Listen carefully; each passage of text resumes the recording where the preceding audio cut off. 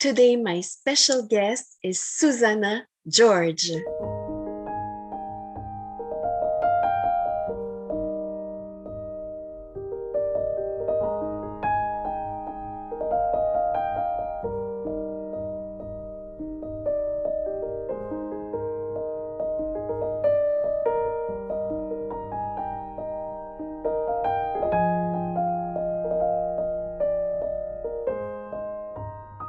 Hello and welcome to this series of interviews about open space technology and about passionate people from all around the world who love open space technology.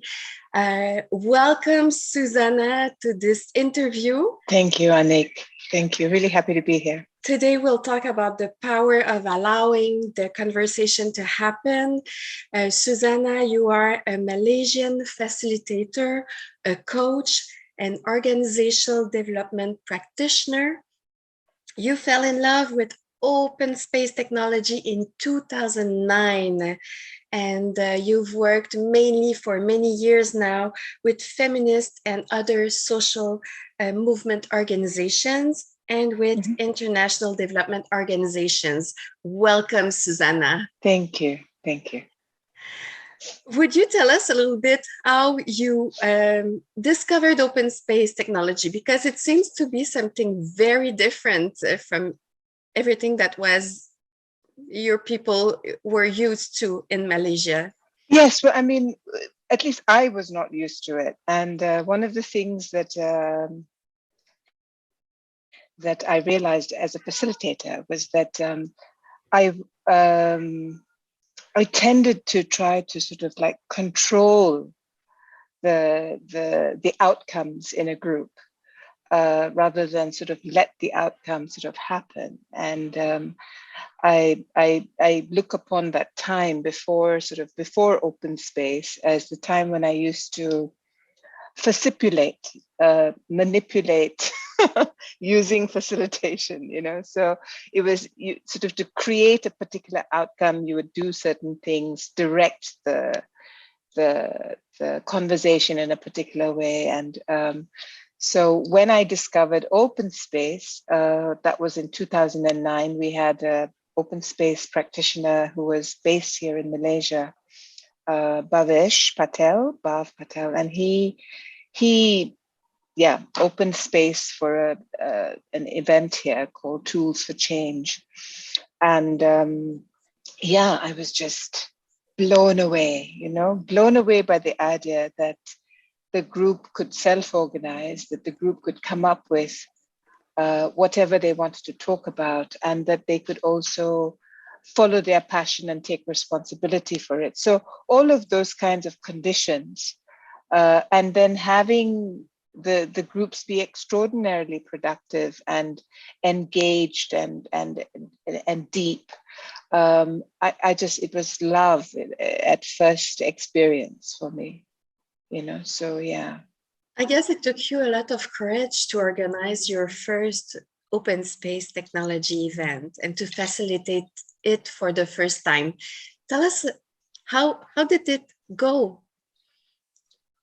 So after that 2000, so I think 2009 might have been the first time that Malaysians had experienced open space. I mean, I don't recall anything happening before that. And Bhav actually did a training here in Malaysia. So I was trained with Bhav, and then I also trained again.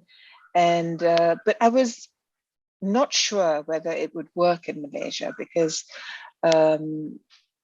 Malaysian society is extremely hierarchical. So we have a very strong kind of sort of, so we have a system of kings and at the top. And then we have a parliamentary system with, leaders that sort of have a lot of control. I mean, so we had sort of fairly authoritarian sort of governance for many, many years. And before it was sort of like a little bit more opened up. So the sense that I got was that yes, this idea open space is wonderful, but will it work with a cross section of society. It might work with, sort of activists and sort of other facilitators and whatever. And that Tools for Change conference was with kind of alternative people. So the first event that I held was an event that included government officials, academics, politicians, various non-governmental actors, from not-for-profit organizations, and some community representatives. So it was a mixture of the different layers of Malaysian society. And yes, so I really didn't know, I was like, hoping that it would work. It was an event that was the UNDP had organized it. And so I had just, sort of imagined, okay, we will just get, so the way I sort of calculated was, okay, we probably will have to have maybe, 5 spaces, and we had it for a day and a half. So I'd sort of calculated maybe to have like, 25 sort of spaces in total or something like that, so over the course of the day and a half.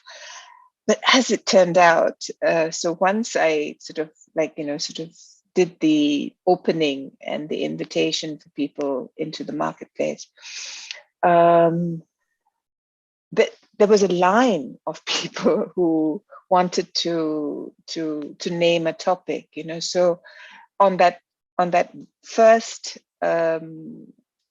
opening, I think, instead of 20, we already had like 43. So I had my colleague, sort of start to create new spaces, because I'd already sort of told her, well, if there are more people, we will create new spaces. So she was quickly sort of like putting up more spaces. And yeah, so in the end, I think in that first 1.5 days, we had about 43 different workshops happen, and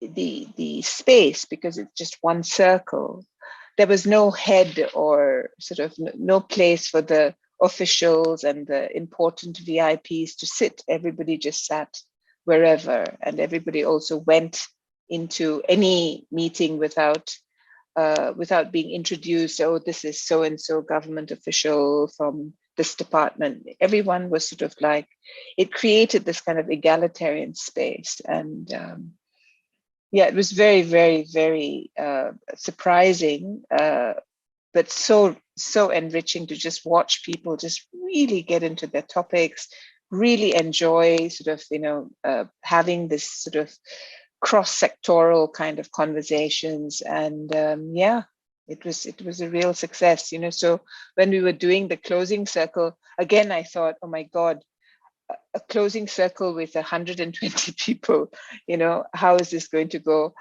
But people were patient. People wanted to hear each other. People had things to say.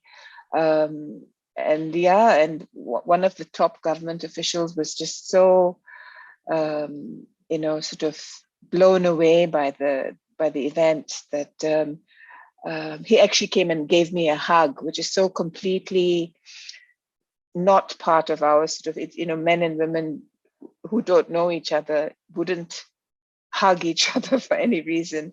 And he came and he gave me this big embrace and thanked me for the event. And yeah, so it was a real success, and really surprising. And then I continued to do that. I mean, I had several more opportunities to open space in that way, in these cross-sectoral, multi-stakeholder kind of events. Yeah, and they work in Malaysia. For the people who would like to try open space technology, but worry about being in an environment where people don't feel really free to talk and share their ideas, what would you tell them? What would I tell them? I'd tell them to try it, because I think that, if you hold true to the principles, really hold true to the principles, meaning you practice all 5 principles, and you demonstrate that you trust people to follow their passion and take responsibility for what they care about. There's very little work to do as a facilitator once you've opened the space well. So I basically maintained the idea that I would not intervene unless it sort of got to a point where they felt like that someone would come up to me, for example, and say, oh, but it didn't happen. You didn't need to. So I think you need to kind of maintain those principles, so when you open the space, you genuinely open the space, and then you really encourage people to use the law of 2 feet. And in certain contexts, like in the context of Malaysia, you have to do a little bit more priming about the law of 2 feet, so in some contexts, you don't need to say very much at all because people will get up and leave, right? But in a very polite society like Malaysia, where people are sort of, they don't want to sort of offend anybody and whatever. So then I would sort of say a little bit more about how valuable it is for a person to trust that everybody sitting in the circle is there because they want to, that people would prefer to be in a conversation with 3 people who are very interested rather than 10 people who 7 of whom are kind of there because they're being polite or too afraid to move. So there's a little bit more priming that you need to do in different cultural contexts, but it's possible. I mean, if it works in Malaysia, it can work anywhere, Yeah. Is there a principle of open space technology that really inspires you more in your life and that you tend to use more in your everyday activities and in your work? Yeah. I mean, I use all the principles of open space when I design a process. Yeah, so it's sort of woven into my belief system about groups. So when I'm facilitating a group, so I really hold those principles true. The problem that I have, I think, and I've fallen off the boat in relation to applying open space personally. Whoever comes are the right people. I think sometimes we can forget personally, that there is a kind of a geist that we can trust. And I would say that I'm much better using open space professionally than I do personally. There's a kind of a habit pattern in my head of not trusting that things will go exactly as they need to. Whoever comes are the right people, whatever happens is the only thing that could have. That, if I applied it into my life, I think I would be a happier person, So I think the application personally is where I need to do the work. I agree with you. I also realized recently that I had forgotten about whatever happens is the only thing that could have. I was thinking about my parents who passed away in the last 2 years and having sad thoughts about that. And I just took a card with that mention, everything happens is the only thing that could have, and it really suited. It was very suiting for me. And it's true that, yes, me too in Quebec, I tend to forget about applying all the principles of open space technology in my life. And you talked about the law of 2 feet.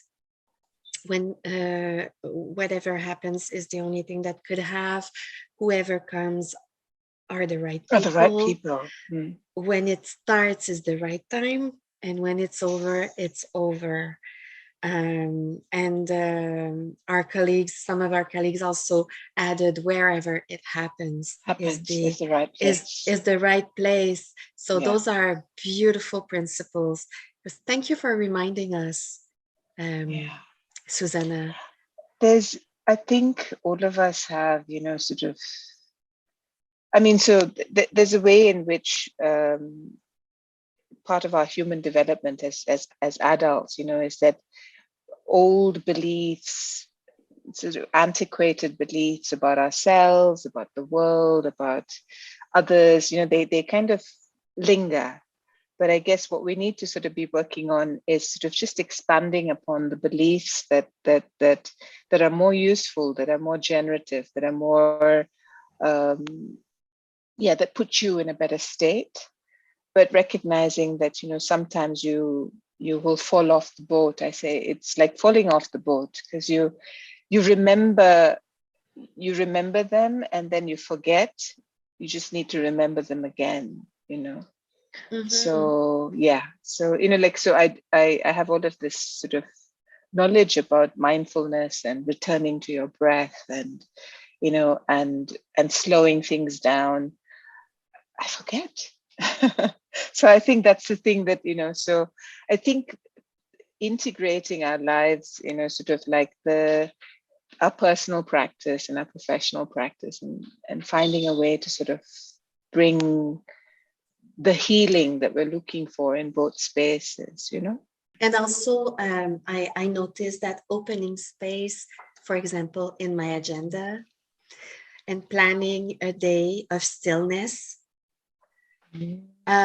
really open space for me to receive beautiful inspirations. And I find that when I go back to work the next day, I'm energized, I'm inspired, I know what are the next steps.